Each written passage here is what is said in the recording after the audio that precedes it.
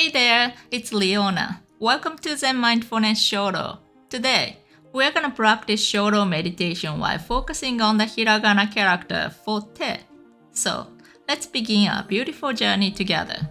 When you write a character, imagine a square about the size of the character that you are gonna write like this. First, I'm gonna write it. Then I'm gonna explain the points and tips for writing the character beautifully in detail.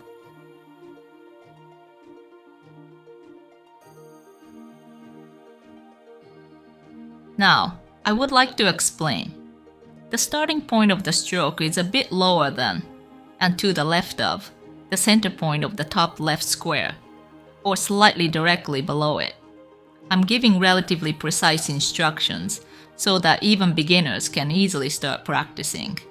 However, there's no need to be overly concerned about it.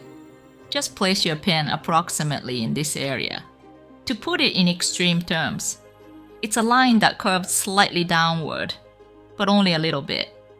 It's not a straight line.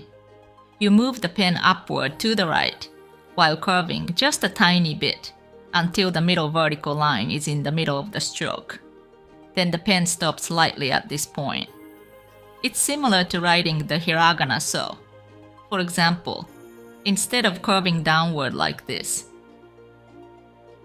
you retrace the path you just came, going back up slightly, following the same line, about this much. Then, the stroke curves to the left like this. It might not be very noticeable, but you should gradually decrease the pen pressure in order to make the line getting thinner as the stroke moves towards the bottom left. And when it reaches just to the right of the middle vertical line, it curves there. Then, although it may not be easily noticeable, you move the pen towards the bottom right, while gradually increasing the pen pressure to make the line getting thicker. The ending point of this stroke is slightly to the left of this turning point.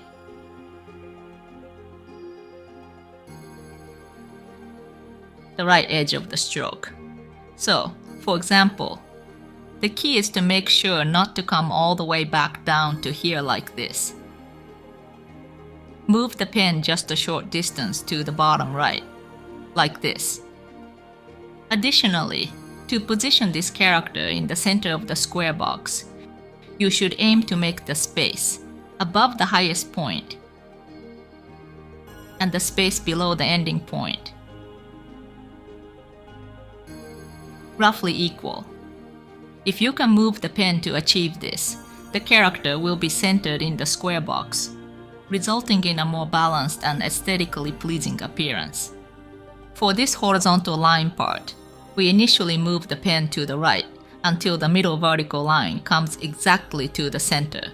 As a result, the portion to the left of this middle vertical line and the portion to the right are already written to be the same length from the start. This naturally makes the spaces on the left and right of this square box equal, so the left-right balance is already achieved.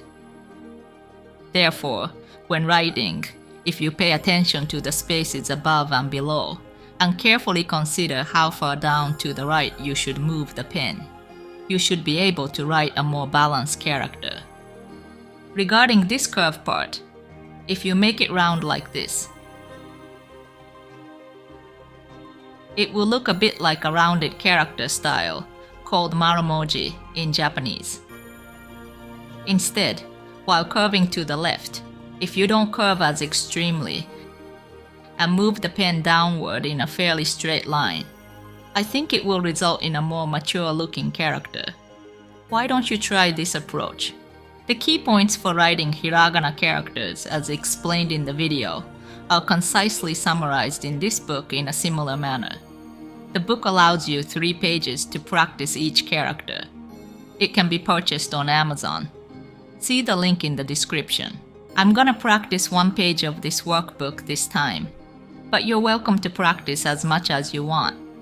If you're practicing with a pen, I recommend that you place a few pieces of paper under the page that you're writing on, so that the ink doesn't bleed onto the page under it. Alright, let's get started.